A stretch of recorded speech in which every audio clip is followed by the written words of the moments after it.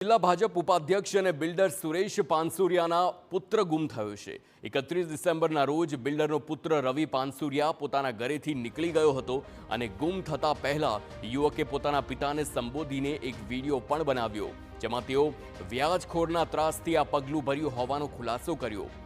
રવિએ પોતાની નોટમાં ગોધરાના દીક્ષિત પટેલ સહિત 15 જેટલા શખ્સોનો ઉલ્લેખ કર્યો।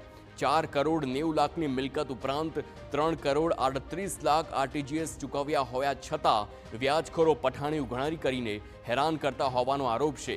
31 ડિસેમ્બરની રાત્રે ઘરેથી જતી વખતે રવિ પાનસુરિયા સીસીટીવીમાં કેદ થયો હતો। સાવરકુંડલા પોલીસે જાણવાજોગ નોંધી બિલ્ડરના પુત્રની શોધ શરૂ કરી છે।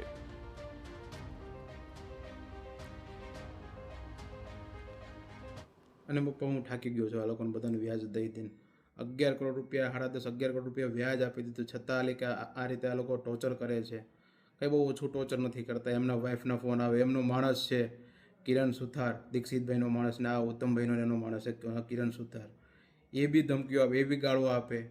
એને ઓફિસે આવીને કે હું આમ કરીશ તેમ કરીશ। એકવાર તો ન્યૂઝવાળાને લઈને આવ્યા હતા, ન્યૂઝમાં બધી જગ્યાએ ખાલી ખોટું આપણું નામ ખરાબ કર્યું। આ બધું પપ્પા હવે સહન નથી થતું પપ્પા। હવે હકીકત હું જે કરું છું ને પપ્પા, એ હું મજબૂરીના લીધે કરું છું પપ્પા। દીક્ષિત પટેલ છે, એ ગોધરાની અંદર ગયા વર્ષે જે નીટકાંડ બન્યો હતો એમાં એ સીબીઆઈ તપાસમાં જામીન હેઠળ છે, જામીન ઉપર છે।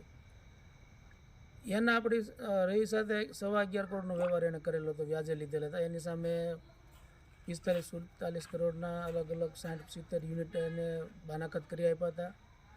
પછી એ રકમ પેટે રેગ્યુલર એને વ્યાજ આપેલું ટુકડે ટુકડે, ટાઈમ ટુ ટાઈમ। એ સિવાય એને 4 કરોડ ને 90 લાખ રૂપિયાની પ્રોપર્ટી આપણે દસ્તાવેજ કરી દીધી, સેલ ડીડ। તો આ તરફ નર્મદામાં